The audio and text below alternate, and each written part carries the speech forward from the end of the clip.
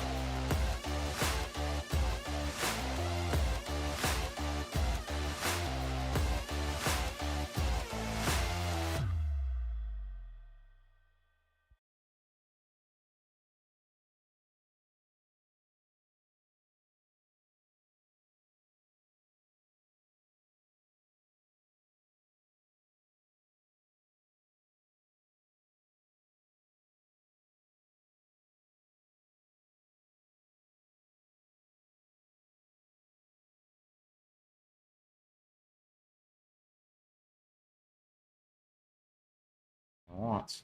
There it goes. Maybe it'll work this time. All right, guys. So I don't know if the internet's acting funny for some reason at the shop. I don't know why that is. See, it was blank for a little bit. So there's like a 30-second delay.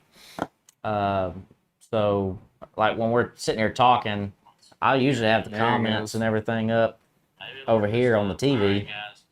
And that's why, like, if you're commenting, we're like 30 or 45 seconds ahead of you. So, but anyway, I don't know. Like I said, if you're having troubles hearing us, or this video's kind of slow, I'm sorry. I don't know what's going on right now with internet. But anyway, it's a little bit slow.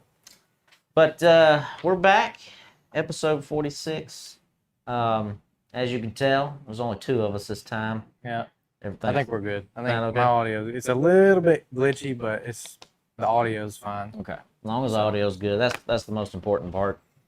I do need to figure out something on the visual. I know I can't remember if it was the last episode or the one before that. It was like it was pausing like every 3 or 4 seconds, and it would kind of skip, and then the audio never quit, but it just kind of skips. And I don't know what that is. Might be trying to check the internet connection. Well, I know when Will was here, he would do something about the video quality. or something, and he would back it down. I have no idea how he done that, but he would back the video quality down, and it would help Yep. keep up. So we got 2 logos here to put up in HD 4K. Yeah. At least Yeah. 1080p. Yeah, the old iPhone 16, I think is what I have. I think it's the 16. It's probably 180. It's at least 180. I was about to say it's at least that. So, but dang it, we actually got to race this weekend for the first time since April. Been a little bit, but before we dive into anything like that, I do want to give a shout out to old Bad Brad. For one thing, I know him and my sister and my niece are dealing with some things right now. That's why he's not here tonight. We're thinking about him. If you're religious and you pray, I appreciate that you pray for them. We're thinking about them all the time. I haven't got to see them yet since I got home. I was real busy today when I got up. I've been busy all day, and I kind of wanted to. If we wasn't doing this, I'd have went over there. I may go over there tomorrow night if that's all right with them. But anyway, so keep them in your thoughts and prayers. Appreciate that. I do want to announce, because I had a conversation with Dad right before we started, that I just started selling T-shirts a week ago. But if you go buy T-shirts, 100% of that's going to go to Kim and Brad for Ellie. So we've got Black Acid Apparel in North Carolina. They're making all our T-shirts. So anything you go and buy, it's just going to go to them. That'd be cool. So you get a T-shirt and we're helping them out. So that's what we're going to do with that. And anyway, so there's that. And then also, it was another tough week. For the racing world, we had Doug, the flagman at Knoxville, a long-time flagman at Knoxville, passed away. That was strange, he was a really funny guy. Every time we go to Knoxville, he did driver's meeting, and I never really got to talk to him much because I probably went to Knoxville maybe 7 times total in 13 years, But he was a pretty funny guy. Just hated to hear that. And then another one that I knew of for several years, especially early in my sprint car career, Scott Traylor. He's the president of Racing Boys. And Racing Boys was doing a lot of broadcasts for ASCS when I kind of came into the picture. And especially like heavily in 2014, 15, 16. And they were doing national races at the time. Yep. And both Scotts would call the ASCS national races, and Scott called me to my win at Cotton Bowl. Oh, that's pretty cool. Yeah, so every time I watch that video, Scott Traylor is on there, and Brian Holbert. Brian Holbert was ultimately making the call. He was the announcer, but Scott was right behind him. So I hated to hear that. He rooted for me pretty hard early on. But anyway, so I hated to hear that. I just want to give them a shout out and bring that up. But I guess we'll get into our weekend. Like I said, a long weekend. First time that we've raced since April. Yeah, 2 months. 2 months. But anyway, so we headed off to Anderson, South Carolina for the IHRA Stock Car Series. I left Wednesday. So we actually left our car. We were supposed to race Newport for 2 times there, and got rained out. And we left the car at my cousin's house that actually lives in Sevierville. And we thought we were coming back in a week and a half, and then got rained out again.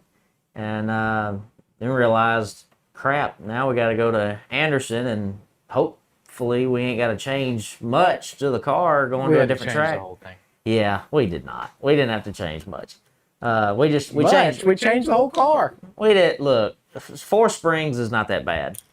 The spring's not a big deal. Car. Nah, not really. But I'm just glad we didn't have to go changing bars and whatnot. But anyway, we got there, got the car. I got the car Thursday afternoon, and we went on to South Carolina that evening. got up Friday, got everything swapped over, and got ready. Went out for practice. We had 23-year-old lap tires from Cordele that we had. We'd saved it. Um, we saved them from the practice from the previous race. We try not to put a lot of laps on those because we're going to save them for practice day for the next race. It's kind of like our plan. We still buy our 2 sets, but we try to keep a decent set for practice on the Friday before, so we're not having to buy 3 sets. We got a real good set for next time.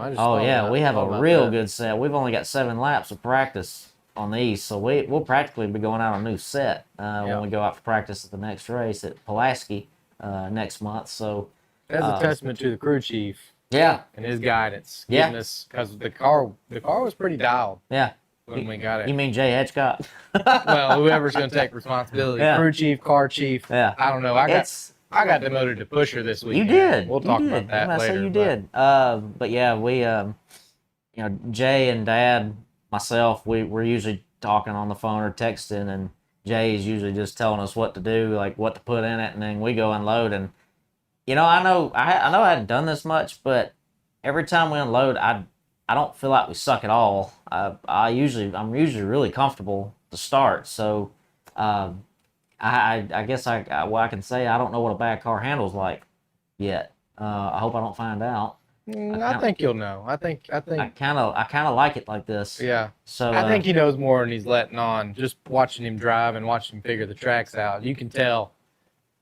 You can just tell when. I'll kind of get into that too. Yeah, when he. But yeah, no, cars have been great. I can't complain one bit. We unloaded for practice on Friday, and we went out the first time. And of course, I don't know the racetracks. I don't know the lift points yet. Like, I have to figure out. I'm a visual person, so like I need to figure out how deep in the corner I can go. And all right, do I need to back it up to here? Like I usually look for something like a spot on the wall, and like Anderson, it's easy. Because it had white and blue lines on the walls. Yeah. And so, like, if I'm going, just say, for instance, I'm going down the front straightaway, and I know, like, out of my peripheral, I pass the start-finish line, the flag stand, I'm like, all right, white line, and I lift, or the blue line, or maybe I get on the brake, or whatever. Like, I'm just a visual person. But anyway, so just trying to get that down to start practice, and then, like I said, the car wasn't bad. We struggled with drive the most, and he says the car wasn't bad, but we took almost 6/10 out of the car, so we gained 6/10 lap time. Tell them the difference between third and 23rd. It was it was 4/10. I think it was 4/10 from third to the back of the pack. I think me and you figured third to 22nd.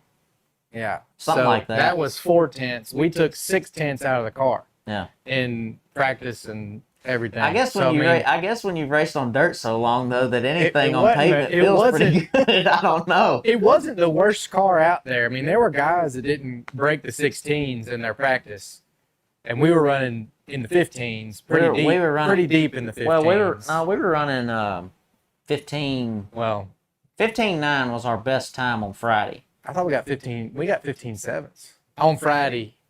That was Saturday. Sure, that was Saturday.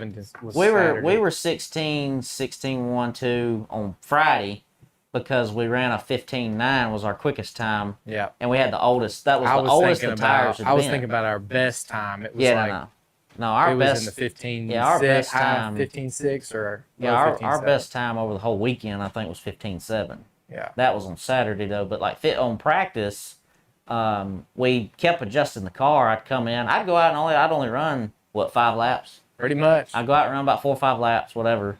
Come in, make a change. The car's great. I mean, it could need a little more, and then we go back out and shave 2/10 off. Yeah. It's like, well, it's what the heck? It's not. It doesn't feel that bad to me. Like it just doesn't. I have to really be picky about. It's like it could use some drive, but I mean, anyway. But even John, my spotter, John. By the way, John, I saw his text. And I didn't answer him right before we started. I just saw it, but I didn't have time to answer you because I was trying to get going. I'll answer you when this is over, though. But anyway, but he kept saying, he said, man, it looks like an anchor. You're throwing out an anchor coming out, too. He just kept saying that. And I'm like, okay. But I couldn't get back to the throttle as early as I wanted to because it'd spin the tires, and it'd kind of come out a little bit. But like I said, it doesn't feel severe to me, And I'm like, yeah, we need some more drive. So we'd come in, make a change, cool it off a little bit, go back out. And the third time we went out, in the third practice, man, it hooked way faster. And I mean, we were, well, like you said, 2-3 tenths faster that last run. Yeah, it was got ridiculous. into the 15s, and I was like, heck yeah, no, it's great.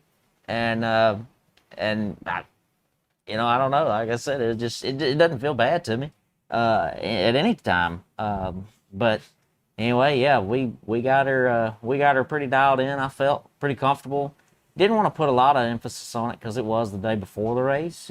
Things could change the next Track day. was hot. Yeah, there was a lot of things that. I mean, looking back on it, obviously hindsight's 2020, but the 2 days were not even close to the same. right. It was bad. Like sun was full on the track Friday afternoon. Yeah. It was middle of the afternoon you practicing, so it got pretty greasy out there. Yeah, so like it wasn't even going to be race conditions. But to me, I mean, middle of the day we race at night, so yep. We start about 6 o'clock, so you're getting the sun's deep enough. You might get a corner or a side of the track that's got sun on it, but it's even when it's setting at 9:30 like it did Saturday night. It's still. I was worried about getting it too tight. It's one of the things I was kind of thinking about in my head. Is like I don't want to give it so much drive now, and it's good now, and then come race time. I even told Dad before the race. I said, "Man, I think I'm gonna be too tight," because it's exactly what we did at Cordele, and it felt good during the day.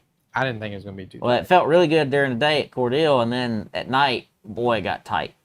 Track cooled off, it got tight, and I struggled with that the whole race. And I was worried. I thought, man, I just hope we're not doing the same thing again. And so that was in the back of my mind, but we don't know, and all these tracks are different, and they all react a little different. And anyway, Dad, he asked me, he said, "Do you want to change something?" No, we're gonna do this and. Let's just see where we're at. That's all we can do. Ain't no need in changing stuff. We don't even know. We need to make a book. Moving forward. But anyway, so we didn't change anything. We left it just like it was. And man, the drama didn't stop there. We thought we were going to get to qualify, and I've been looking at the radar, and because I got notified, it said lightning in the area, and this was about 2:30. Qualifying for the pros was supposed to start at 3, and anyway, I skipped practice. So we practiced fifth. What did we do on Saturday? I think it was 11th or 13th or something. I think so. 13th Practice on Saturday morning, we were 11th or 13th in that area. And I can't remember. To clear that up a little bit, the points champion, right, or the current points leader, not champion, threw out a 15.4 something. Ridiculously fast lap. Well, he was a 15.498, like he was just inside the fours. I think it was wild. The next guy was a 15.6 something. No, he's 5.3.1. Was he 5? Yeah, 5.3.1, and then a third 15.6 was in the 15.6s. And the rest of us was 6 and 7. Yeah, and he was a tenth. He wasn't even a full tenth back from third, but he was 13th. So it gets pretty tight when you're in there. I mean, it's. Yeah, K Brown. K Brown was the one that was quickest too. Yeah, and he's good. He's been. I mean, if you watch racing, if you watch late model racing, you've heard his name before, and he's a pretty good driver. Yeah, so and he's also the current points leader. I think he was kind of in a league. Really well. He was kind of a league of his own there, and I can't remember who was second, but yeah, but once third, that's when you and I figured third to like 22nd. It was 4 tenths from third to 22nd. Yeah, I mean it was tight, real tight. So anyway, I could have breathed a little wrong going into a corner or something, and gained a half a tenth and been 6th, from 13th. Yeah. So that's all it takes. Yeah, I mean, it really is. You think like we'll get more into that later, but every single lap around the track, if you breathe wrong, little wiggle, you're gonna lose a tenth, and the guy behind you is gonna gain it. One little wiggle, one little overdriving it, just a little. Underdriving it just a little, like it's so close, it's not even funny. Yep. But yeah, so that was practice. Thought we were going to qualify. Rains came in, and I might mess my times up here, but rain came in. They got the track dry. They had a drain that wouldn't drain over here in turn 1. Actually, where we were parked, it was kids playing in the puddle, and I bet the water was probably halfway up to the knees there at one point. It was pretty deep. It was pretty deep. Thought, this ain't good. Of course, we hadn't been one of these races where we had rain, so I didn't know what the process was going to be like, how long it was going to take. I had no idea. Neither had the IHRA. This was their first rain, too. Yeah. And anyway, so had a guy come out there, and he starts trying to drain the water because the drain was, I don't know if it was plugged up or what was happening there. So they got a guy comes out there, and he's trying to drain all the water out on the other side of the racetrack. And they got guys out there running laps around the place, thinking we're going to get this thing going. They come around, so we're starting you all by points. We're skipping qualifying altogether. Okay, that had us starting P11. We were actually better in points than I thought we were. And anyway, so we're at the driver's meeting, and I had been saying, according to my radar, weatherbug's pretty spot on apparently. I kept saying 5:30. There's more coming. Like there's a full blown red sail right there. It's gonna hit this place at 5:30, and they were talking about starting at 5:40. I said, it ain't gonna happen. It's not gonna happen, dude. I'm telling you. And sure enough, we were staring at that driver's meeting, and here it come. It come a flood hard again. Both times it rained. Yeah, both times it rained. Like you see the hard. line coming. That's how hard it. That's how hard it's coming. Yeah, and poor Jeff, our official in turn 1, that tells you to stop and go. He had the little sign that says stop and go whenever you practicing or whatever. He would leave his post and he'd come run into the trailer, and we'd shut the door, and he had to sit in there and talk to us. He had no choice, I guess. It was either that or get wet. So yep. Mr. Jeff was in there hanging out with us, but yeah, it come a flood again, and sure enough, turn 1 was flooded again.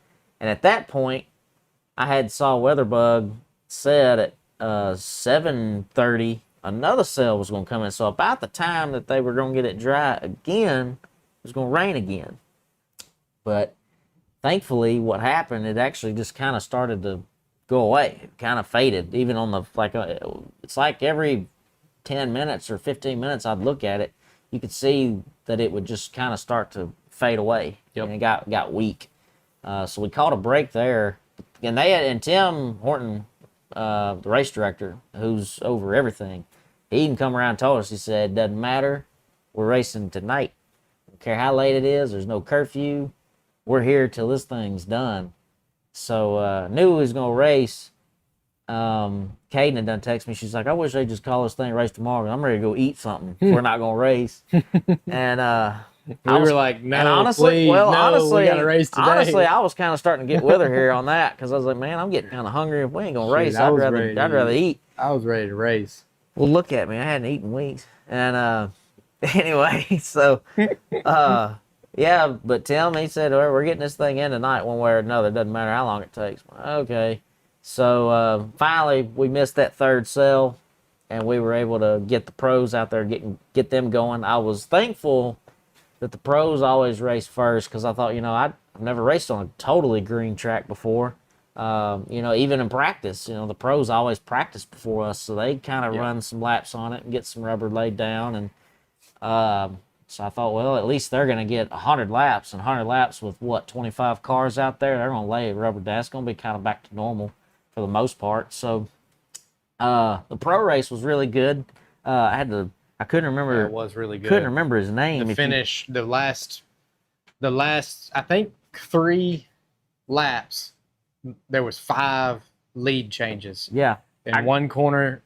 I gotta say, most of the race was good, but then I think Jimmy Renfro Jr. I think that's his name. I can't remember if that's exactly right. I can't remember either. It's something like that. All I know is they got their boxing gloves out, and they were going corner for corner, bumping each other, bumping runs. One of them come in, get a run off the corner, and the other one come in behind them, and just enough to bump them out of the way. Yeah. And yeah, they went back to back. Yeah, and every single corner. You could tell nobody was trying to wreck each other, but man, they was hustling. They were touching. It was short excellent. track racing. It was excellent. It was definitely fantastic. excellent. Worst part was we were sitting down in the infield, couldn't see the backstretch. Yeah, well, we couldn't see the whole thing, and they have a big TV that sits usually in the infield, and both races we've been to, we could see it. But Yeah. from where we were, This one we couldn't see it very good.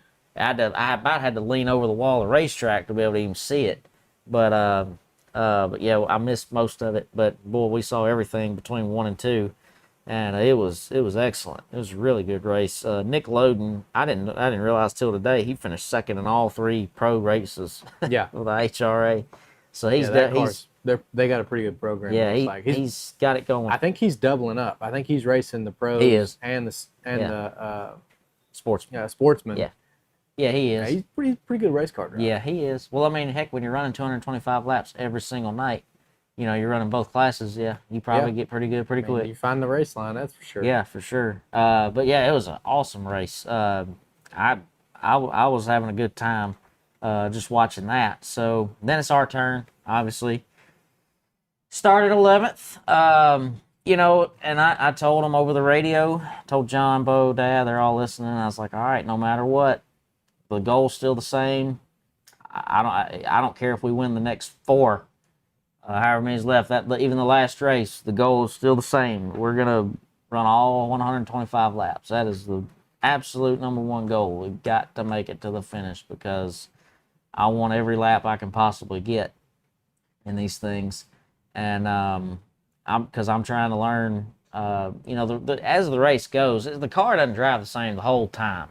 And you need to be there for the whole thing in order to know, like, all right, this is how this plays out. This is how the tire does. This, you need to know how it all goes for the whole race. I'm not going to learn anything 30 laps in. Well, the car was all right, I guess, or it was good, or it wasn't good. It could have got better, could have got worse. You need to make a notebook of how all 125 laps goes. So that kind of leads into what happened in the middle of the race. But to start the race, we were really good. Really good. My fear of being too tight went away in like 2 laps. I realized, no, this thing's actually really good. And we were actually making some moves, past some cars. I can't remember if we were 8th or 9th, but I got to Trey Burt. Trey was struggling. Let's back up. If you're not going to linger on that, let me linger on it for a minute. Okay, linger on it then. So all weekend long, we're hearing about how rough this race is going to be, how it's going to be all single line racing around the bottom. Once everybody gets settled in, you're going to have to get your boxing gloves out and bump a little bit. You're going to have to get people out of the groove to get past them. I've been hearing about it all weekend. Every single person was talking about it. Yeah. And sure enough, we get in here and everybody, we start double file, everybody gets down, and we're down, and we're running. And we get a caution come out a couple laps in. I can't remember what happened, but it was like 3, 4, 5, 6 laps, something like that, came out. Same thing. Yeah, I don't double remember. file, restart, everybody gets down. Well, then everybody except this white 84 car running around the outside. By the way, we only had 4 cautions the whole race. Yeah, so pretty good. I do know that. I can't remember what the first one's for, though. I can't remember either. It wasn't anything serious. It wasn't. It couldn't have been any. Dang. There was a car. He had spun to the bottom in turn 2. I think it was the Snell car. One car. I think he got bumped. He spun, and then the 33 spun to avoid him. I think that's the first caution. That may be right. I think that was the first one, if I'm not mistaken. Either way, it was early. Anyway, we got back to the restart, and then all of a sudden, there's this 84 car on the outside, and he can't get down. Like there's no holes. They fill it in. He didn't get down in time. No, hang on. Let me clarify. Let me help you. I chose not to get down. Well, he never had the opportunity while he was door to door on the outside. But this is a 1-lane racetrack where you're not supposed to be making time on the outside. Well, next thing, I've got my headset on. I can hear everybody talking. You can hear John. But John's up there talking, and I'm in turn 1. I can't see turn 2, I can 3. see him. I can see him. He was wearing the white letter eat shirt that he's got, and I could see him every time I went into turn 1. I mean, every time. Like, we're pointed directly where we were pitted. Like, my truck and trailer was right at the inside wall going into 1. So, like, every time I go by turn 1, I see Bo out there with his camera like this, watching the cars go by. So I see him every time. Anyway, I hear John. He's door, bumper. I'm like quarter. bumper. Oh, he's losing the spot. Dang. And then they come around 4 where I can see him, and he's the one with the bumper. I'm like, he's on the outside and he's got a bumper. Did he lose a spot? So I'm watching numbers. It's because it's a group of white and black cars, basically all there was right there in that group. I'm watching numbers. I'm like, no, that's the car he was beside when he went into turn 1 a minute ago. Yeah. Sure enough, we get clear. Even, coming into turn 4. Next thing you know, it's another car. He's passed another car. He passed 3 cars on the outside and cleared them all and got down and was running, I believe it was 9th or 8th or 9th. I can't, 8th or 9th. It was one of the two, and I can't remember, but it was funny. John would tell me on the radio, he's like, all right, you can get down if you, inside, quarter, door, bumper. All right, you're clear. You can get down. There was one car on the outside. They came around, and this is just a couple laps after restart. Everybody is nose to tail on the bottom, and there's Brandon on the outside. It was working. I was not moving. It was working. I was like, you guys can have it. I'm gonna stay right here where I'm at. Yeah, the only people that got on the outside were the guys that got bumped from the bottom and got passed on the inside. And then they're antsy and trying to get back down. And every time they get antsy and get back down, I'm like, all right, you just stay right there. And then I just drive right around them. I'm like, well, I'm going to go where you're not, dude. Like, if you're going to be down here, I'm going to be up here. As long as it's working. Yeah. And it worked. It worked once or twice, and I just stayed there. 3, 4. Yeah. It actually worked about 6 times. And it worked a bunch of times. But I don't know. It was just working for me. And I don't know. I just kept doing it. So, if it's working, I'm not going to quit doing it. But we made it about halfway through the race. I skimmed through the race this morning because I kind of wanted to know some more details about some things that happened in the race that I missed.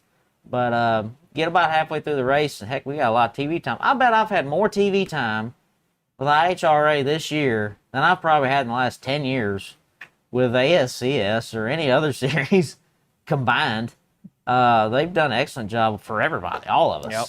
I'm not just saying me. I mean everybody. They do a really good job talking about everybody. When you spin in front of the leader, and then you wreck somebody on the front straight.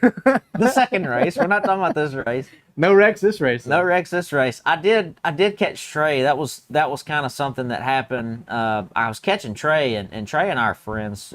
He's the other one in the field that raced sprint cars before, so that's kind of how we bonded a little bit. Got to talking, and that's the world he come from too. So I was catching Trey, and man, he looked like he was on dirt. I messaged him today, this morning when I was kind of skimming through the video. I was like, dude, I was behind you and you were sideways. I said in the video, the broadcast did it justice because they had the drone above him, and he was at pitching it out. Yeah, he was sideways every time he'd come out of the corner, and a lot of the pros look like that going into the corner. Yeah, he was that way from the center off. I could see his left front turning right, like he in the center of the corner. I'd be behind him, and I could read his door number, and I could see the left front cut to the right a bunch of times. So I was catching him pretty quickly, and I was kind of waiting for him to just skate up because as loose as he was, and I knew he was going to burn the right rear off. I thought I'll wait.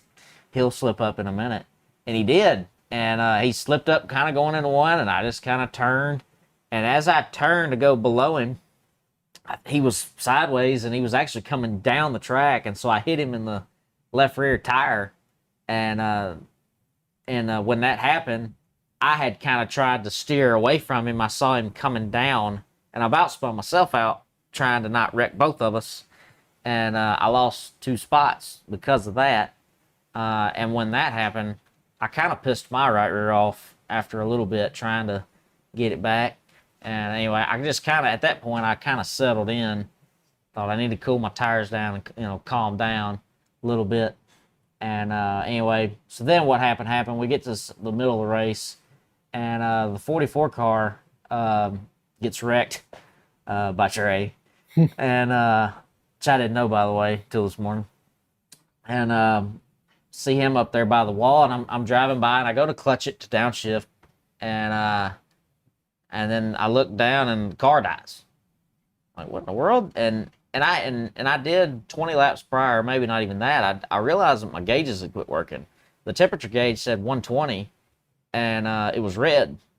and my oil pressure gauge was 0. It was black. It had no color, no nothing. And I'm like, that's weird, you know. And I set it under green. Nobody acknowledged it. So I heard it. It never came through. Really? Okay. So I just never thought about it again.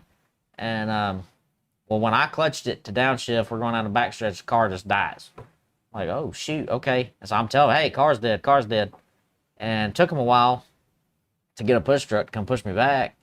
And I finally get there, and I'll let you kind of talk about that, because you and Dad and JP, which, by the way, we need to give them a shout out. JP Crabtree's crew came through, saved the day. Yeah, we didn't.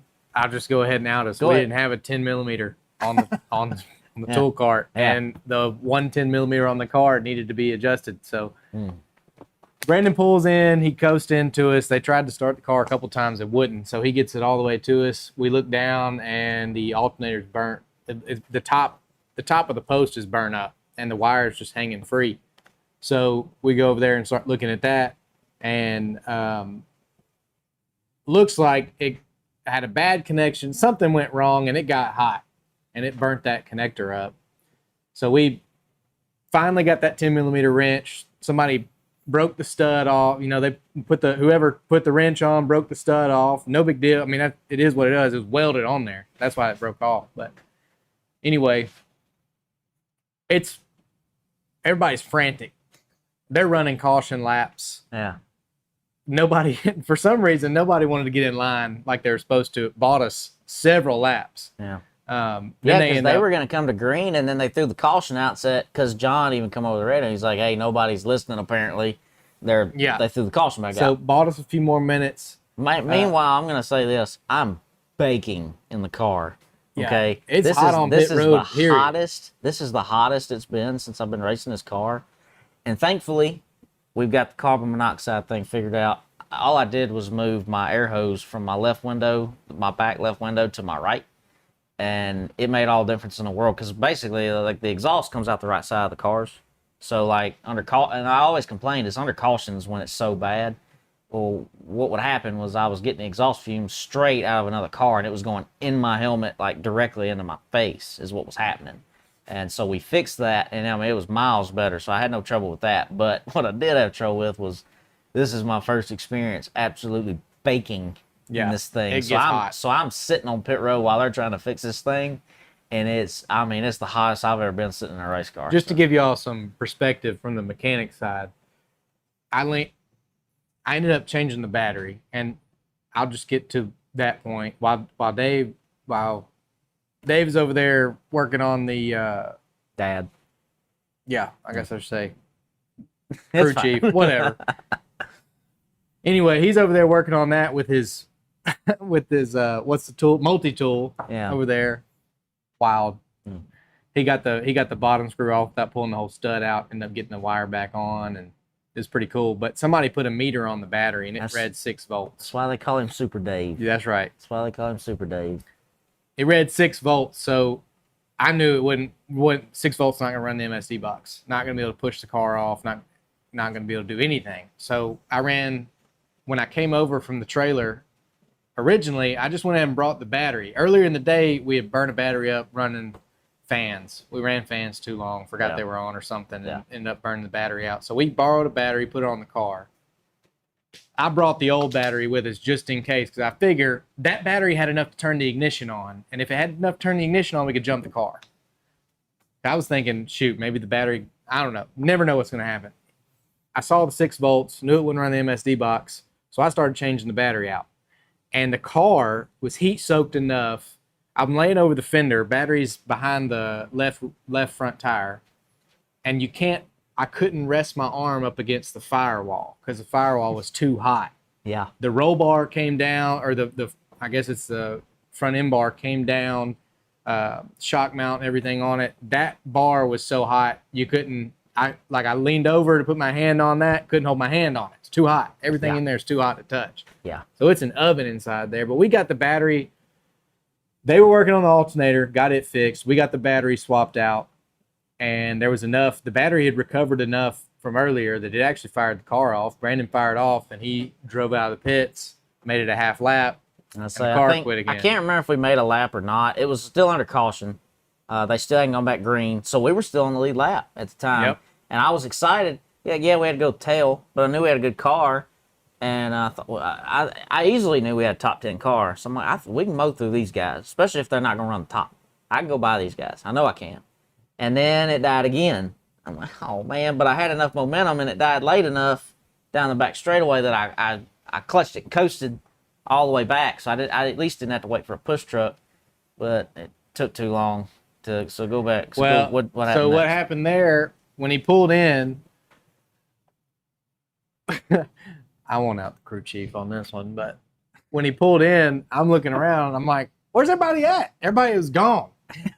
So I'm like, I stuck my arm out, Well, like, come here. So I popped the pins out. I will. Everybody thought the car was fixed, and I went back on the track. Dad had to go to the bathroom really bad, and he had already made it. We still had the headset on. Yeah. He was going to the bathroom, and then I said, "Car's dead, car's dead." He said, "Oh shoot!" He had to turn around and go back. Yeah. and start fixing the car again. Pulled the hood pins off, looked down, the alternator wire had spun around. So I mentioned that Super Dave had got the nut on top of the alternator stud. If you're familiar with cars, you'll know that alternator comes with two nuts. One goes on the stud at the bottom, you put your wire on it, and then you put the other one on there, you tighten it down. Jam it.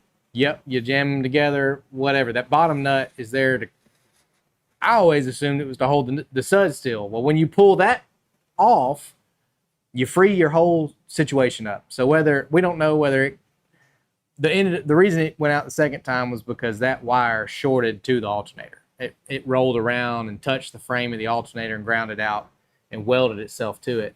We don't know if that's because the nut, it wasn't doing its job holding the stud still and moved it, or if it just got, whatever happened, it happened that way.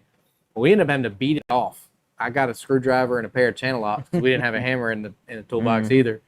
And broke the wire loose from the alternator, moved it around, tightened it back up, and they ended up going back green. We got it running though. I mean, it was fine. Everything was good. Didn't have enough battery to start at that time, but we had enough to run the MSD box and the ignition. So we were able to push off. So what happened during all this was, well, for one, the 2-car had an ambulance called on him. I did not know that he resumed the race. Did you know that? Yes, I did. Okay, I did not know that at the time. Well, he had apparently gotten dehydrated and too hot, and they called for an ambulance to come to the infield and check on him. And he's still in the car. I thought he got out. No, I thought he was done. In. And so he's getting checked out. Well, that just buys us more time. And that was the first caution. Yeah. And, I guess it was all the same caution. That was the first time he came in the pits. Yeah, well, that was red. They went red. Yep. During that. They was caution, then they went red. And so that happened. So they're still trying to get it fixed. I guess he gets back out there. Everything's good. They go back green, and they ran about 6 laps, and then they all wadded up down the front stretch right next to where we were. And at that time, that was when we got it fixed. And they said, we're going to have to push start you. And so I'm like, all right, well, I can't run my driver fan. I can't run the brake fans. I can't run nothing, I guess. And at the time we didn't really know what was going on. I was scared to kill the battery. To overheat that wire. It's a 1-wire alternator. That wire was burnt up real bad. Yeah. So I didn't minimize the load as much as we could is what we were thinking. Yeah, I didn't know whether to do it or not, and as long as we were moving, it's not so bad in the car. As long as some air circulating, something, it's better than sitting still. I can assure you that. I just lifted my visor up and was just trying to get some kind of air, and it was okay. It was still pretty miserable, but it wasn't horrible. So I just left everything off. But I mean, that included brake fans. That included a radiator fan. I just left everything off from that point on. But we were 6 laps down. But again, like I said, the goal was get back on the racetrack. We're gonna finish this joker out. We're gonna get some spots if we can get them. Some guys just fell out. We're gonna pass those guys. Something else could happen in the next couple laps. Next 50 laps, whatever. If they wreck out, that's more spots. Yep. some things would really have to go our way. We're gonna have to do a perfect job to be champions at this point. But I mean, that's not the goal. But I want to be as good as we can be in points too. Yeah. So I mean, every position matters to me. Well, so, you can't be good at points till you get good at reps. Right. And if you don't ever do any reps, then you're never gonna get good at Right. points. That's what I say. I want to focus on my situation and what I can control, and let other things outcome however it's supposed to outcome. You know. So anyway, so we get back out there, and we were 26th when we went back out 7 laps down. And John's talking to me, and I'm telling him, like, hey, this is perfect. This is like a long practice. Just going to stay out here, and I'm going to jot down notes in my head and see what I can learn, see what I can figure out. If there's anything I can do different, you know, be even better. And so John's talking to me in my ear. He's like, yeah, that was perfect, and I can't complain. And even when I'd ask him, I'm like, nitpick it, like, help me, like, what could be better? And he really couldn't give me an answer, which makes me feel good, I guess. You know, but I want to be on Cade's level. Like, I want to be on Neil's level. It's like, you know, I want to be just as fast as those guys. What are they doing that's so different? You know, why was Cade, you know, 2/10 faster than the rest of the field? Like, that's what I'm looking for, and that's why I want to be nitpicked. But I mean, they weren't running lap times like that in the race, obviously, but I'm looking for that. So, and he actually told me, like, the last 20 or 30 laps, he's telling me in my ear, he's like, dude, you're running down the leader. Technically, lap times, like, you're running down the leader. You're running faster lap times than he is, or just as fast if I wasn't faster. So I kind of adjusted my line a little. I kind of done just a few things a little bit differently, and we were picking up time. And, you know, and two, it could have been the fact I had no pressure. I wasn't pissing off the tires or nothing like that. I was keeping her as straight as I possibly can and taking care of everything. So, but I mean, going back and watching Neil Meredith, who won the race, he was kind of clear too. He really never had to, for what I saw, he didn't really just have a ton of traffic to deal with. It's not like he was around a lot of people, so he didn't look like he was pissing off his tires either. So we were pretty equal to Neil. According to Race Monitor, if you go and look at all the lap times, we were pretty dadgum close. Which is something, because we were 26 deep in traffic when we restarted. Yeah, so, I mean, looking at the lap times, he was running 16.5 to 16.7s all the time, maybe even 8s. And mine were matching his exactly. And it could have been different because of maybe going past a car, because we passed a lot of cars on the racetrack after we went back out. Yeah, we were laps down, but heck, we were actually passing people. Yeah, a lot of good practice. Yeah, it was good practice. And Brandon really relaxed. You could just tell his whole demeanor on track, his whole demeanor on the radio, everything changed. Yeah. And it went to not survival mode, but just like truly learning the car, like without the pressure of having to hold a position or protect a spot, because it didn't matter. I mean, we were racing 6 laps down. So I mean, whether we passed people or whether we got passed, it didn't matter. I don't want to be ugly, but I mean, I'm sitting here riding. I'm trying to take notes and everything, but at the same time, I'm thinking, man, I need about 6 of these guys wadded up, you know, or I can't finish the race, and we can get them, you know. So I mean, that's kind of what's going through my head. Like, that's ultimately if why it's Cordele again. Yeah, I mean, Cordele if it's Cordele again, we gain 10 spots. Yeah, just for being in the race. Yeah. So, you know, everybody's talking about how this is going to be a wreck fest. Kind of like they've been saying that every race, and Cordele's the only one. So we're 2 for 3. Yeah, that's not. They did. Everybody was being a little bit, which, I mean, y'all all know. Y'all are all racers. Y'all know how racers are. They want to over-exaggerate everything. Yeah. But, yes, I mean, I'm taking all these notes, and in the back of my head, I'm thinking, you know, it'd be nice if somebody kind of fell out here, if we had a wreck over here, and just enough to knock some people out and gain 2, 3, 4, 5, 6 more spots, you know, whatever. But you know, John's a cheerleader, man. He's a heck of a cheerleader, and about every lap I'm making, he's like, "That's a good corner." Yeah, that's what I'm talking about. Yeah, keep doing that. If you miss it, he'd let you know. Well, yeah, he would. He'd say, "All right, overdrove it a little there. That's okay. You know, get back in your rhythm." Like he's always being a cheerleader though, and I like that. I think it's cool. But he did told me he told me back at Pulaski. He said, if I talk too much, just tell me to shut up. But I don't mind it. I actually enjoy it. I'm good with that. I'm good with knowing like, hey, yeah, that was good. Yeah, that's the right move. Yeah, I did this right. Okay, do that again. Like, I'm all right with that.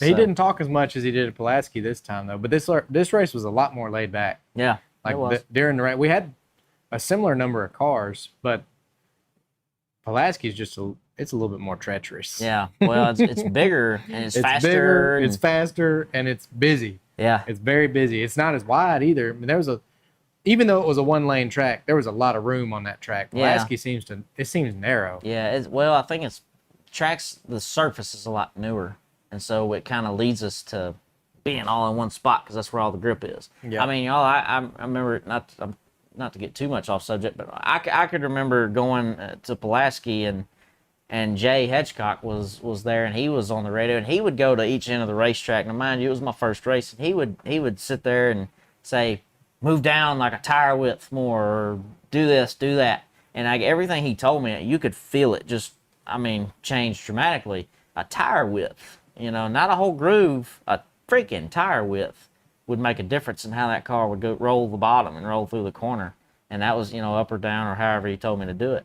So it's a little bit more narrow at Pulaski, as wide as it was. Like he said, at least at Anderson, old surface, rough, got a bunch of patches in it. Like, it was racy, So, I mean, heck, you've heard NASCAR guys talk about that forever. It's like, we need Atlanta to age, we need Daytona to age, we need that. And I can totally see that now on this side. But, yeah, so we finish out the race, P20. I hated that we finished poorly, but it like I told Bo and Dad, I was like, that's the hardest 20th place finish I think I've ever had to go for. But the finish didn't match the performance, though. The car definitely had. I think we had top 5 speed the last 30, 40 laps. I think we had every bit of that. Yeah, if you can get up there and use the car. As long as you can put yourself in position. If we had stayed in P9, 8, 11, wherever we were at, I don't know that you would have learned the car well enough to run those times. Yeah, I probably would have been too antsy, I think, maybe. There's just a lot of pressure up there. I mean, those guys, they're good racing. I mean, that's good racing up there. Yeah, these guys do not suck. They don't suck. This is not a lower tier series by any means. A lot of these guys have been around a long time. Yep. And they know exactly what they're doing. And they've been in these racetracks a bunch. Yep. They know exactly what they need to be doing. They're freaking tough. It ain't no joke. I mean, you heard what we said earlier. I mean, dadgum, we're talking hundreds of seconds. The pro late model race was won by 0.05 of a second. It's tight. You know. So any little mistake just costs you so much. And and Bo and I kind of had this conversation because he said, you better mention that on the podcast. You know what I'm talking about. I know exactly what you're talking about. He said, you better mention that on the podcast. I told him after the race, because like I said, it was the hottest that car has ever been. I said, I have a whole lot more respect for Tyler Reddick. I thought I respected before, but I have a different respect now. Because earlier this year, his cool suit quit working. And when their cool suits quit working, it gets even hotter. Because now they've got hot water on their darn chest. Yep. And it makes their core even worse. And then, not only that, they're not racing at night. He was Texas. It's COTA in the middle of the afternoon. Yeah, it's Texas in the middle of the afternoon. Yeah. And he's out there running. They don't have lights at COTA. On a road course. And so, he ran the whole race like that. I ran 125 laps like that. And I'm like, man, that's miserable. That's freaking miserable. And I'm like, these guys are tough. And he won the race. And he won the race. So he's a beast.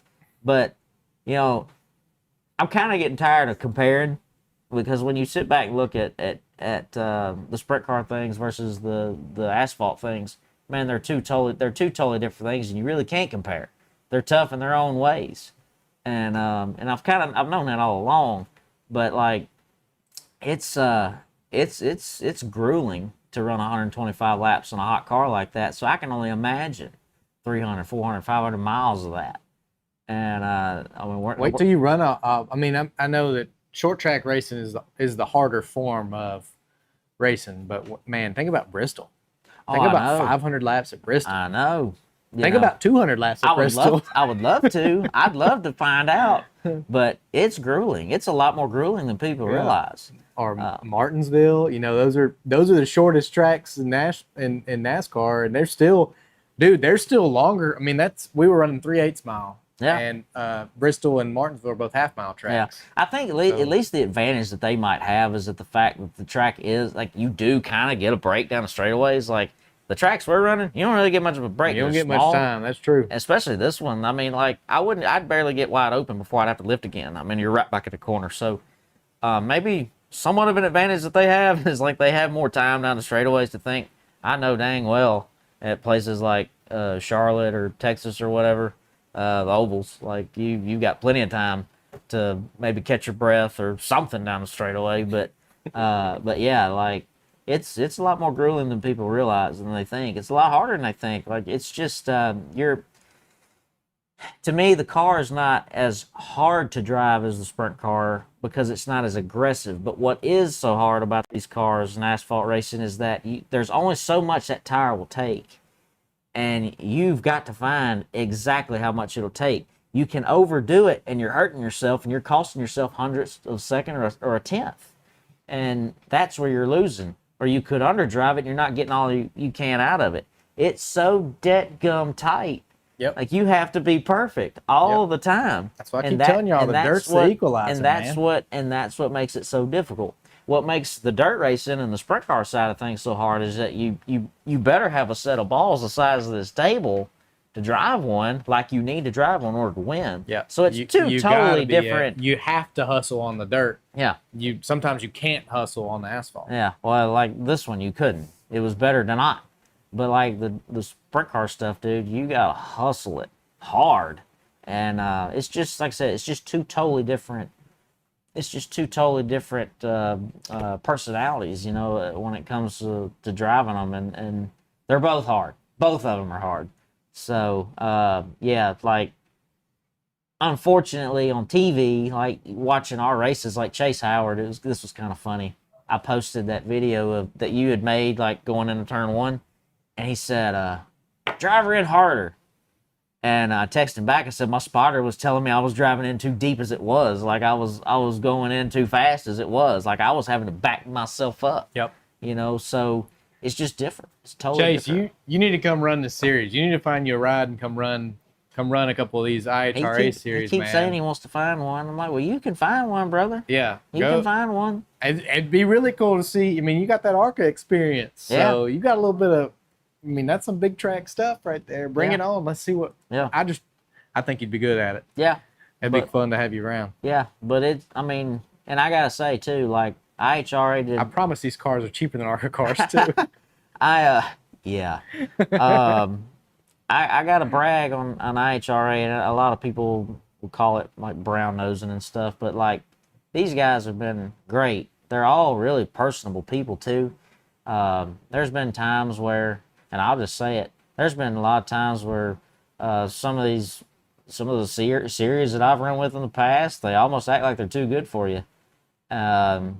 Even as the drivers and teams, they usually always, go to like the big teams and they'll treat them nice, and then it's all or me.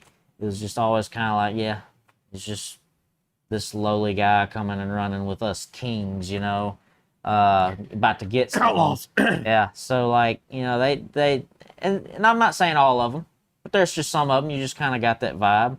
Man, all these guys, they're all so nice. They all have personalities that are fun. They're just older guys, older racers. You know what's crazy? What?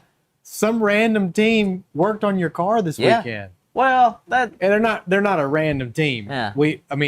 Our spotter is the link there, but I can't really say that either, because like I will say, like sprint car teams, like other teams would be glad to, like, there's plenty of times where other teams would come help fix my car, like if we had to go to the work area or something in the sprint car, like it wasn't uncommon for that to happen. So I'm not saying that, but like just the IHRA series, like how they handled the situation Saturday was great. I thought they did a great job. All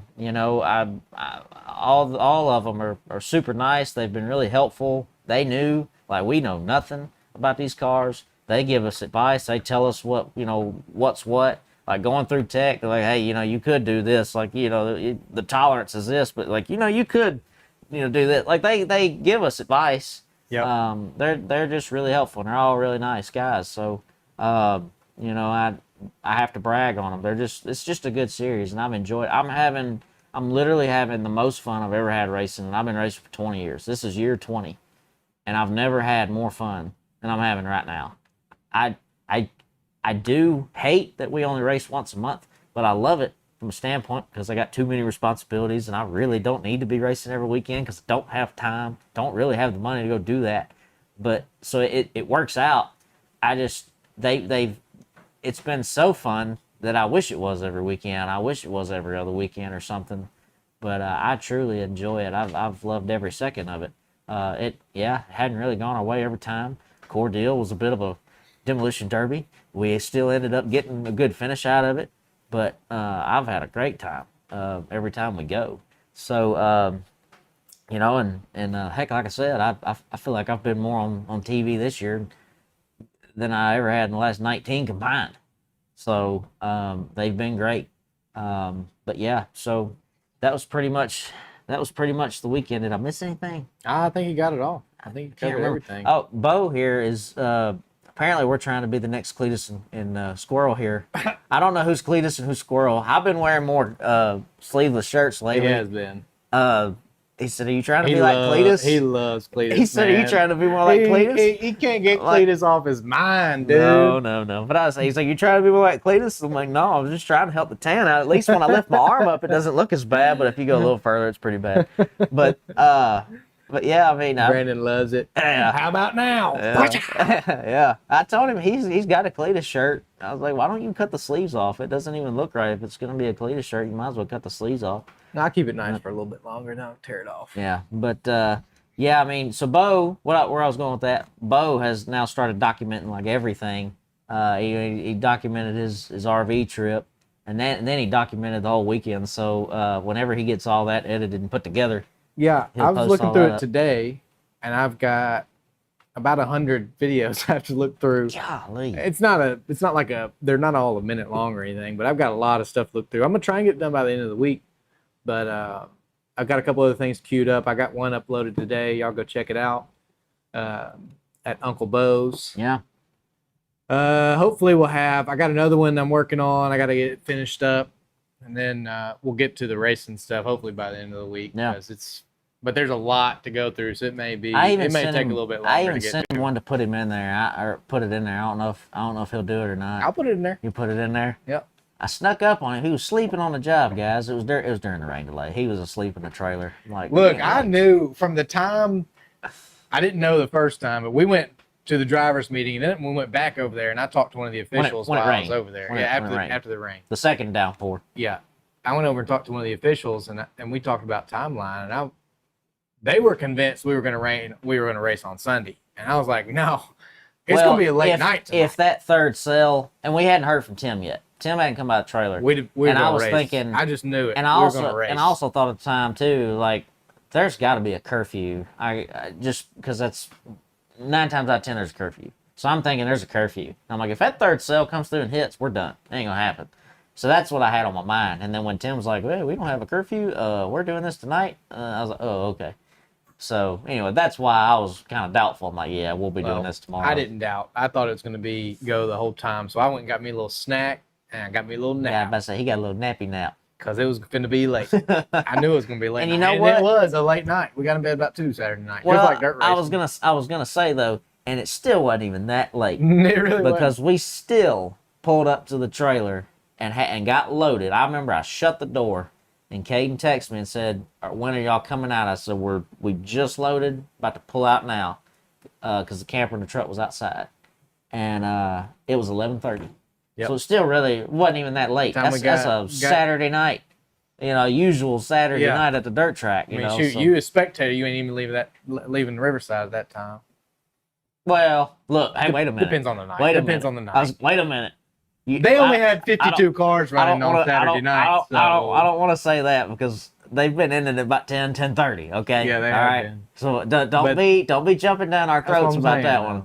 52 cars. You know, they didn't have enough cars to last that long Saturday night, so they were probably home in bed at 11:30. Yeah, but well, we kind of, since we weren't in a hurry to get to bed and everything, just too quick. I mean, it was probably 1:30 before I actually laid down I think and went that's to bed. about it. 1:30. It was about 1:30. Went back to the trailer, ate something. Yeah, man. Did a couple things for the next morning that wasn't, normal stuff like that. Yeah. Adrenaline was up pretty high. Yeah. I mean, we were all bummed about the finish, but I think every one of us was thrilled with the speed we had. That's why I'm really not that disappointed, because, like I said, I'm mostly concerned about my performance, me doing everything I can and doing it right. Just trying to be a sponge and take it all in as much as possible. And so I feel like I did everything right this week. I can't really pinpoint a time where I'm disappointed in something I did wrong. I think the dumbest thing I did all weekend was when practice, John he's talking to me on the radio. He says, "What kind of car you got?" And what he meant to say was how's the car?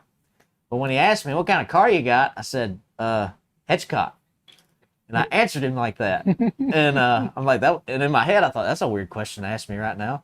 He said, "No, how's the car doing?" I'm like, oh, it's this, and I went in that. So that's probably the dumbest thing I did all weekend. I can't really sit here and say, so I'm not, I can't even, I'm pretty picky. I think most drivers are picky about themselves, and I really can't sit here and say that I didn't give it 110% the whole time and that I did anything wrong. I feel like I did everything about as right as I could, and so I can live with that. And that's why I can be happy with that.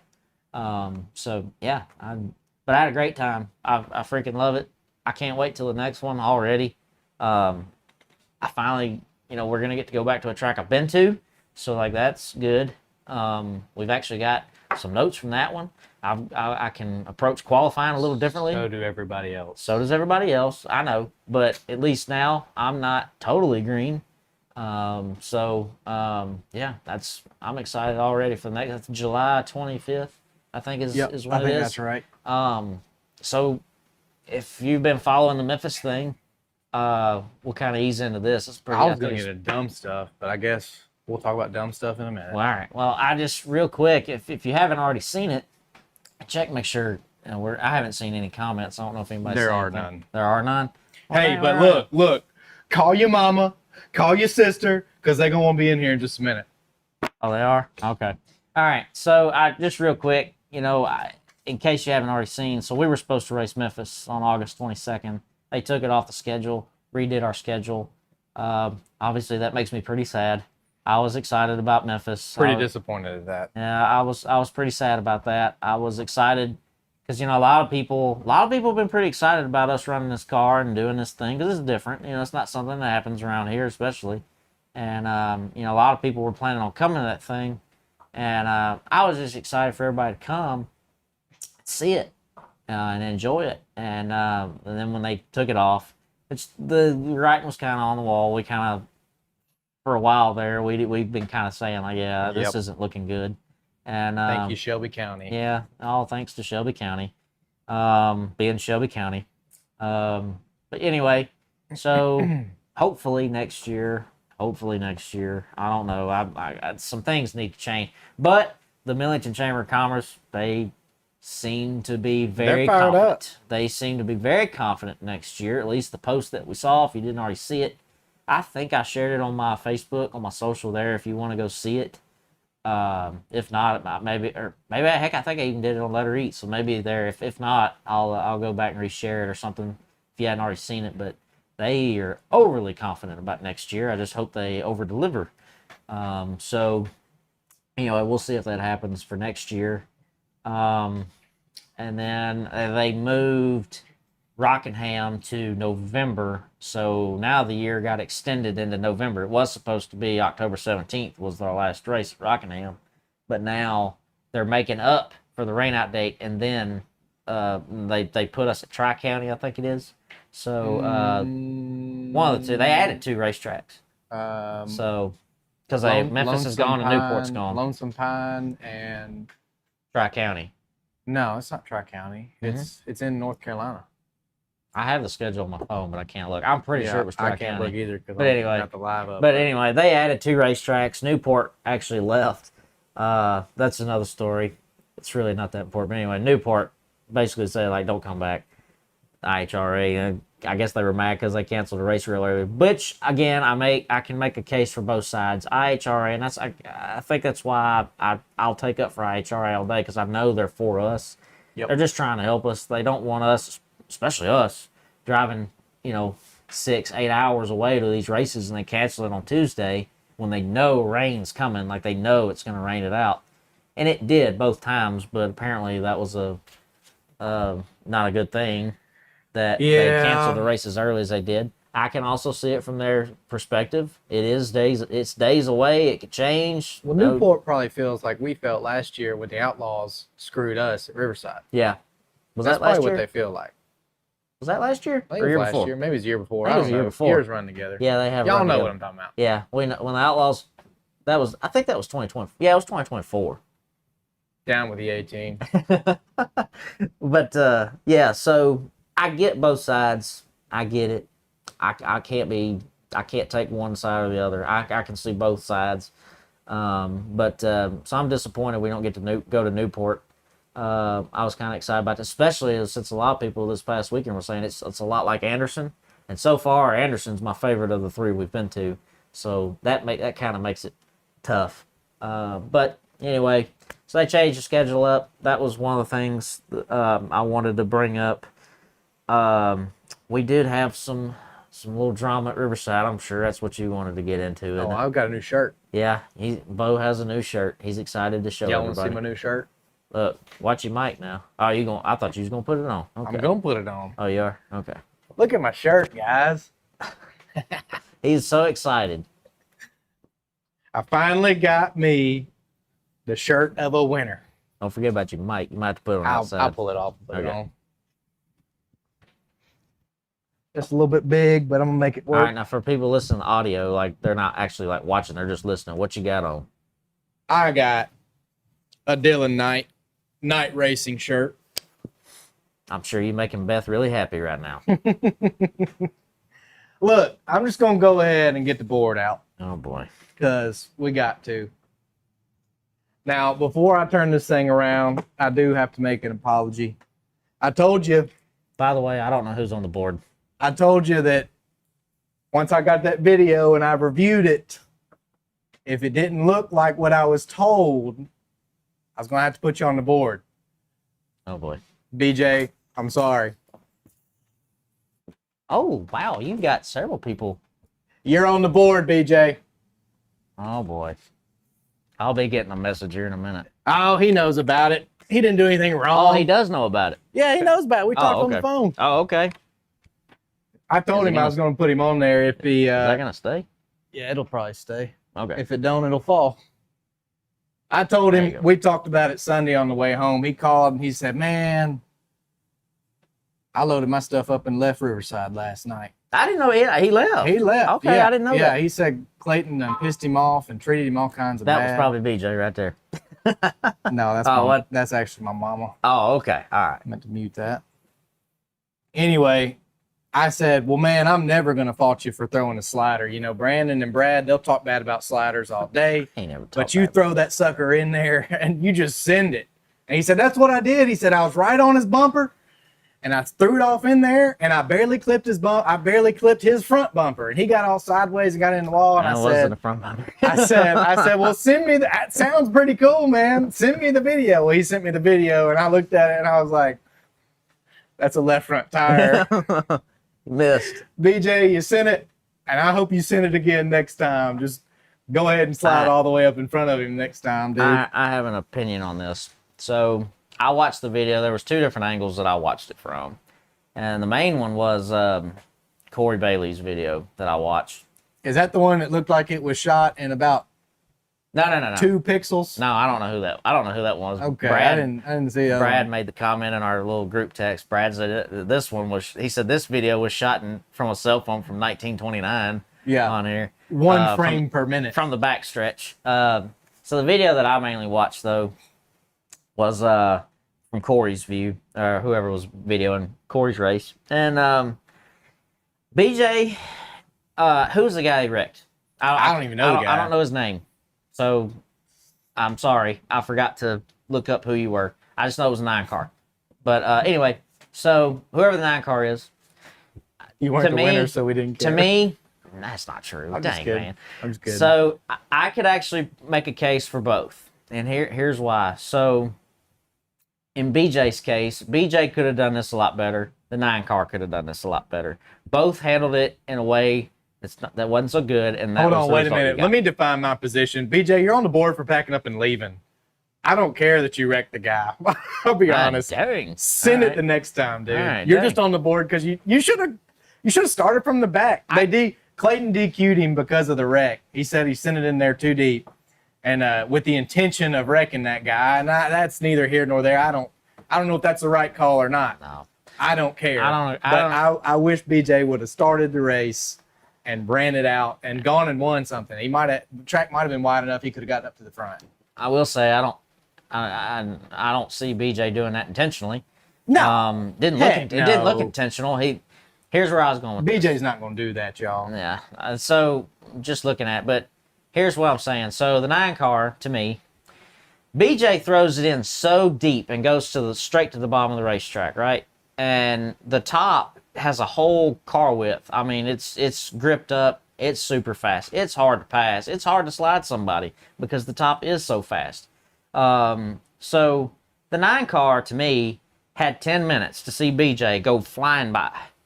And here's what I think happened. I'm trying to put myself in both seats here. So the 9 car is probably watching BJ and thinks like he's not sliding up quick enough. I can race around him. And so he tries.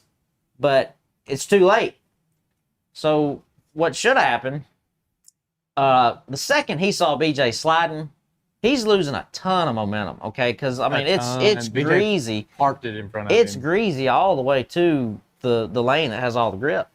To me, he had every opportunity to go in and just completely diamond the car because BJ's going to kill all his momentum, and it's a 305. It's not going to get going. Yep. He has the opportunity to back up and just turn underneath and drive underneath it. It looked to me like. BJ's case, what would have helped BJ is BJ made the mistake of diving in so deep. Like, he should have went in closer to him. And what I mean by that, Stephen A. Smith over here. He should have went in to where, yeah, he's next to him, but if you don't cut the corner so hard, you won't lose all your momentum, and you're gonna make him lift because you're coming up, and it's like, all right, you lift and let me in, or we're both wrecking. You had to put him in a worse position. You know what I mean? Yeah. If that makes sense. So like, I could make a case for both. BJ could handle that better. 9 car can handle that better, in my opinion. Okay, and that's not gonna be popular, I'm sure, to some people. But you know, say what you will. I did it long enough. I've ran a lot of races. Yeah, I didn't win 90 races like Sam Aperteep, but I've watched enough and I've raced enough to know that, that could have been better. Why? What are you laughing at? BJ, send it. Get a comment? No, Look, hey, listen, I'm not send saying don't send it. He had the right idea. I just think could have been better. Like, you got to crowd him more in that case because the bottom was so greasy, so slick, it just killed the momentum. And so, well, I mean, if we're talking to a 15-year-old, I think what you're saying is good advice, but it's BJ. He's going to do what he wants to do. well, He's been driving a car long enough. He knows how to drive it. I'm just giving my perspective. That's how I look at this. I don't think there was anything malicious about it. That's why I don't agree with the black flag call. Like, I think it's silly too. I did something so similar, and that's why I'm saying what I'm saying. I did something so similar in 2016 in a 410 at Farmington. The exact same scenario, and that's where I learned it from. Was these two guys were fighting for the lead going into turn 1, and buddy, I Hail Mary that sucker off to the bottom in the slick and drove all the way across, and I hit dude in the left front, destroyed his car, and they black flagged me, and I got pissed and left. Same exact thing. And that's what I'm saying. Like, I learned from stuff like that. That's why I can say that, because I did it. I know it was wrong, and I know how to fix it. And later on, that's how I fixed it. So Well, I hope you send it again next time. Yeah, by all means. And send it in there. And just don't leave if you do get. Just I mean, if you make a mistake, I mean, it was a mistake.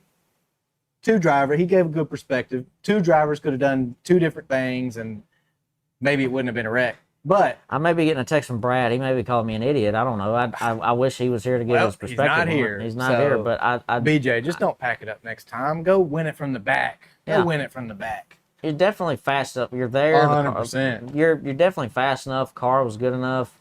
Man, go through there and prove a point. Because again, like the next year, that's another story. I got disqualified at Short Track Nationals. We actually talked about this for a wheel cover. Anyway, another story. But Scott, I can't remember if it was Scott Traylor, but somebody at Racing Boys had kind of badmouthed me on Twitter about something about that scenario. I can't remember what they said though. I can't remember, but it pissed me off. I read it right after the heat races were over, and I drove the race of my life that night, and we started in the back of the C, had to finish third. I finished in the top 3 from like 12th, and then I had to finish 5th or better in the B, and I started 18th and made it to 6th or something like that. I mean, I drove the crap out of that car. Thankfully, we actually didn't make it because we had a problem with the motor we didn't know about at the time. We got home and went to go through the motor, and we actually had an issue. So if we'd have run the race, we'd have blowed up. Ford engine for you. But yeah, so it was a good thing we didn't make it. But point is, like, you know, you don't ever want to give up. You know, you want to give it all you can give. And I think he had plenty fast of a car to go blasting up to the top 3 and contend for the win. 100%. I get the frustration. I get the frustration. Don't get me wrong. I get that. Yeah. And I mean, it's also heat race too. So the track is. I mean, the fact he started 6th in the heat race and drove up to 2nd, and that was passing for the lead right there. And I don't a good car, and especially with the heat race being single lane, it's gonna be slick. Yeah, or hooked up, one or the other. I never saw I don't remember seeing the video of the races during the features or anything, but to me, I would think it would widen out come feature time enough. I mean, but there was only 52 cars there, so I don't know. It might not have. Yeah. Well. Anyway, you want to get on to list number 2? Yeah, real quick, I do want to give a shout out to Dixon Alderman, the kid that we talked about a few weeks ago. He came from like the back or whatever, like he had no hot laps, no practice, like no heat race, no nothing. He started in the back and in the micro race and came to 2nd. Well, he won Saturday night. So good job, dude. Glad you got that one. But anyway, You're not on the board. That was the wrong time to talk about that. I just wanted, because we were talking about Riverside, I just wanted to say that. Anyway, this go ahead. young lady, Miss Kathy Pitts. I don't know who this is. You're on the board. She's in the comments on Facebook. I didn't call everybody out in the comments. I just thought her theory was so hilarious. I had to put her on the board. You didn't look into it? Okay, no, so we're talking about my boy over here, Dylan Knight. Oh, boy. One, I got to tell y'all, he's running a dinosaur. That's what he called it. He said it's a dinosaur. 2000 model, I think is what he said. Old swing arm car. Does he call it dinosaurs at Hank Williams Jr.? I don't know. He called it a dinosaur. I don't know if it's named dinosaur or not. But I saw the video. I sent it to y'all. But Saturday night, he's running the top. Gets a good run off of it. Passes a guy that went down to the bottom, didn't get any run off. When he passes him, this guy slides on up to the fence, and it looks like his left rear catches the right front of the guy coming up to the wall. Okay. Dylan's on the wall. Yeah. He's running it out. And it caught him and spun him out. About spun them both. I don't know how Dylan held on to the car, but spun that guy out. He went off in the infield and got all pissy, I guess is a nice way to say it. But anyway, so I'm on Facebook looking at all the comments. Everybody, it was a heck of a pass, heck of a race. You shouldn't be running that good with a car that old and that out of date, you know. Big props to Night Racing. They got a good program going over there, and they are. I mean, if Derek Hagar didn't have the King of Memphis, it would be Dylan. Yeah. But Derek's already got the title. So to be fair, I think Dylan's got the upper hand because he races almost every class over there. He does race Derek a lot of only classes. races the one typically. That's true. Hey, we need to get Derek and Dylan in two similar. We need to get them out of their comfort zone. We can't give them, can't put Derek in a fender car and can't put Dylan in a wing car. We got to find something. I don't know if Derek's ever raced. I know Dylan's raced sprint car, but I don't know if Derek ever has or not. We need to come up with a little challenge. When I get big on YouTube, I'll have the funds. I'll put y'all in a challenge. We'll do a fender race. We'll do a wing race. Then we'll do something. I'll come up with something to level the playing field, and the best driver wins. And it's the king of Memphis right there. But we're getting off subject here. Yeah. I'm in the comments, and I'm reading down through there, and this woman is in there saying that the only reason that Dylan was able to get up to the front, I don't know where Dylan started at. I'll be honest. I didn't do my research well enough. But the only reason he was able to get up there and race in the front was because he put somebody in a car that was holding the whole race up. What? They apparently had two cars running Saturday night. And whoever he had driving the second car, they were in there with the sole purpose, like Smokey and the Bandit, to hold everybody up. Don't let the leaders pass. When they get to you, hold them up. Look in your rearview mirror. Well, dang, now I wish I knew more about freaking my race passes on my phone, and that's the freaking camera. Guys, if anybody has an iPhone 15 or something that they're not using or something, and they want to donate it to the podcast so I can have my phone. He started so front row. He told so me. I can look up stuff like this during the podcast. It'd be great. So he started in the front row, but I guess he was racing for position up there in the top. Okay. All right. And he shouldn't have been. I mean, he shouldn't have been. He's running a 26-year-old car. Got antique tags on. That's what he told me. Yeah. I mean, golly. Yeah. Y'all gonna let this man come up? I'm telling you, it's a good battle. That would be a good battle. But anyway, she's on the board for being dumb. Yeah. That's a dumb theory. I mean, if you can't get around a slow driver, man, do you really deserve to be winning races? No. If you can't get around the lap traffic. I mean, I know sometimes you can't because lap traffic's good, but you're going to complain about them not being good, and then you can't get around them. I think that just says a lot about you, about your driver. So I'm sorry, Miss Kathy. Just watch what you put on Facebook when I'm watching. I do want to say something about all the people crying to Daddy Clayton. That's what I'm going to call him now. Oh, boy. He calls me Joe Dirt.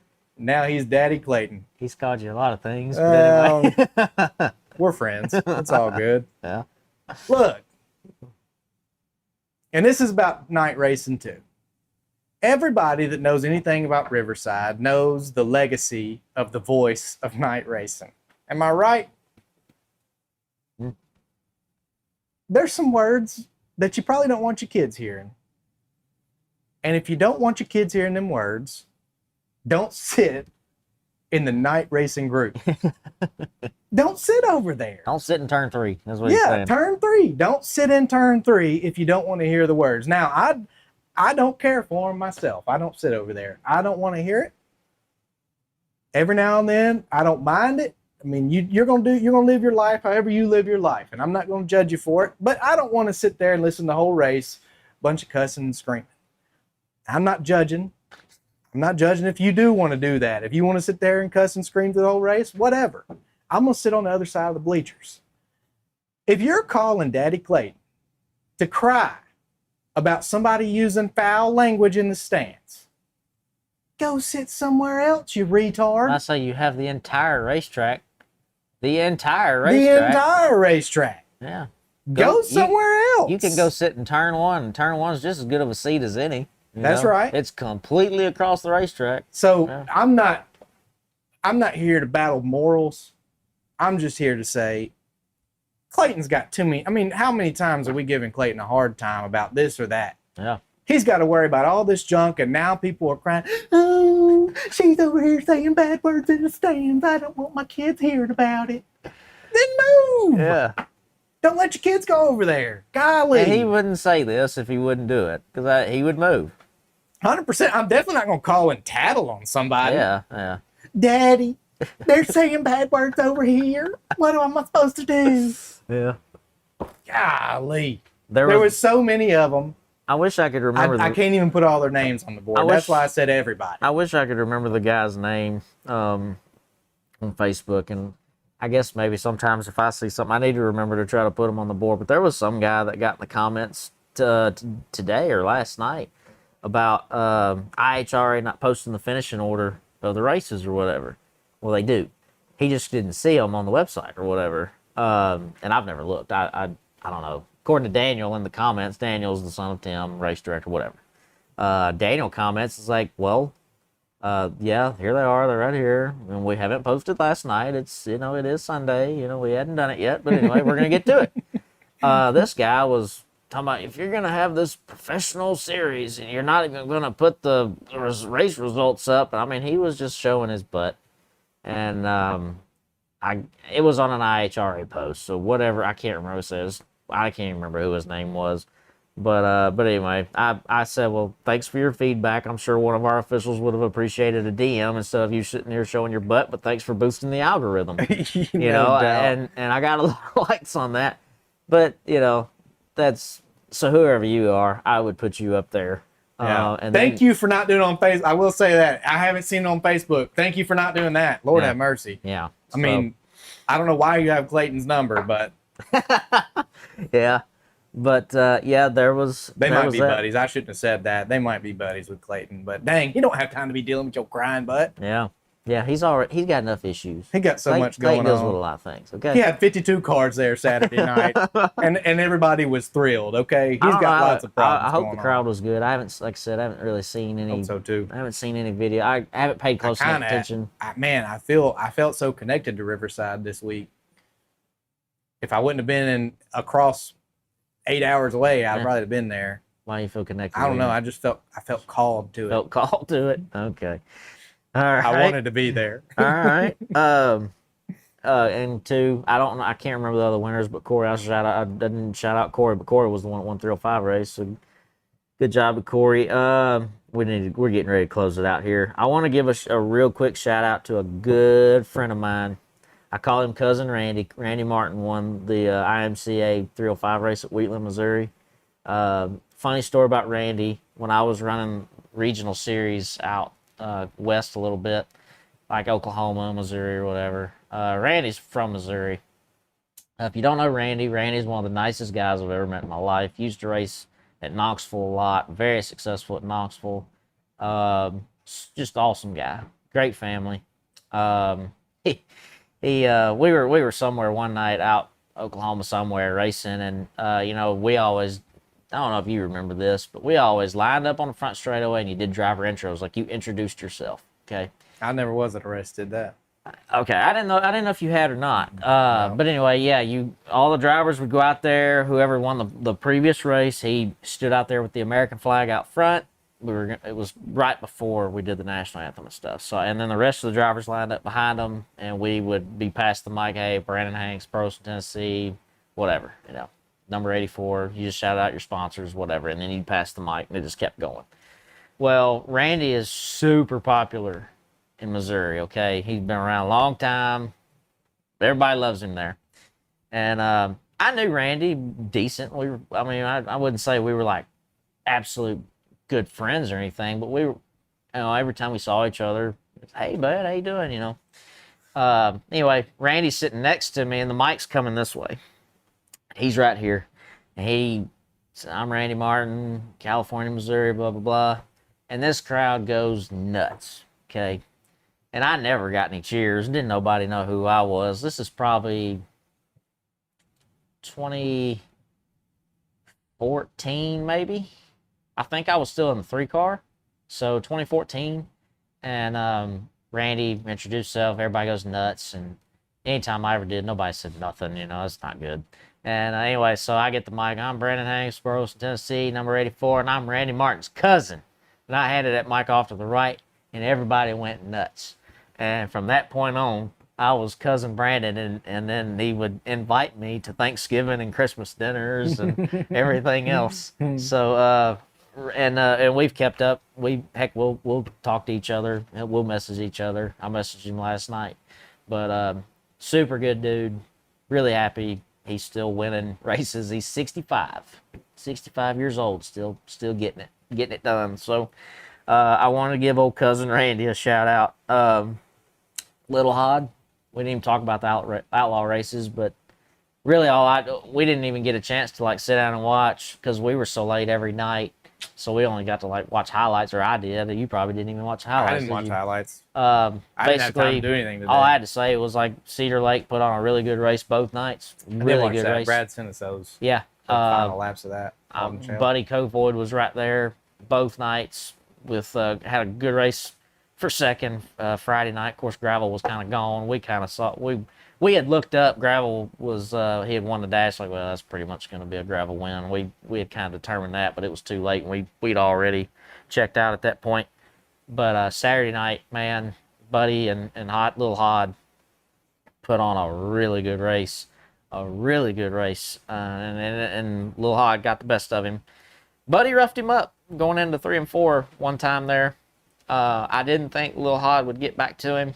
Just watching the video, I mean, I knew the outcome. I'd seen he won, but it's like, man, how does he come back? I mean, he lost a lot of ground to Buddy when that happened. But Little Hod run him down, got him, got win number 50. So congrats to him. Sam Haverteep, he celebrates like you should. We talked about that last week, I think it was. Sam won his 90th ASCS race, and he celebrated like it was his first. You know, I like to see Sam win just because, you know, that reason. They all mean something to him, and that's good. So shout out to Sam. Anthony Macri was back. I want to give a shout out to. Did you see the Maddie Gordon girl that won the Top Fuel race? Did you see that? No, I didn't see that. Yeah, she won Top Fuel. Got her first wallet. She's a rookie. That's pretty cool. And she won the wallet. She beat Antron Brown, 4-time champ. Yep. Antron Brown in the final and won the whole thing. So shout out to her. That was really cool. I watched that earlier today. Macri was back. I think I said that. I think I'm pretty good. That's all the notes I had made. I guess we're ready to close out. You good? You got anything? I'm good. Anything else? You done got everything off your chest? I ain't got nothing left. I don't want to leave nothing. No, the only thing I got on my chest is night racing shirt. I'm asleep in it tonight. Yeah, are you? I don't think I'd have told that. I saw something earlier. I put it in the notes just because I thought it was. I don't know why. This might be stupid to everybody listening and probably even you, but I saw this post somebody had made. It says, "Does Lightning McQueen have life insurance or auto insurance?" It made me think. I was like, you know what? I'm going to throw that in there. I don't have time for that one. Let's exit out of here. But all right, that's it for me. As Brad would say. Yeah, he's like, all right, yeah, I'm done with this. And what do you tell him? Yeah, and what do you tell them? Yeah, sometimes I don't pick up on y'all. I'm too slow for that. But all right, well, look him in the eye and say. Yeah. Well, I appreciate you guys listening. Guys, don't forget drivenracingoil.com. Get your cleaning supplies, your oil. Man, I love the wax. I use that wax on everything around here. I might have to get some more pretty soon. But yeah, go to drivenracingoils.com. Get your products there. Use the code Hanks10. Get that 10% discount. Don't forget about the t-shirts. Like I said, we want to help Brad, my sister, and my niece out, Ellie. And I'll post a link up on the socials. Go get you a t-shirt. Do everything we can to help them out. Man, I feel like there was something else I was missing. I don't know why I feel that way. But anyway, I can't think of anything. I think that's everything. But we appreciate y'all listening. Hope you guys have a good 4th of July. I don't know. Are we gonna do anything next week? I don't even know. I don't even know if there's any racing this. I don't know if there's any racing this weekend. I hadn't thought. I'm still on Monday. You're still on Monday. I hadn't got to Saturday yet. Yeah. You didn't even come home till today. No, I came home last night. I thought you said today. No, last night. Oh, 10 o'clock last night. Oh, okay, my bad. All right. Well, we appreciate y'all listening. I don't know what we'll do next week, like I said, but anyway, appreciate it. Let her eat. Let her eat.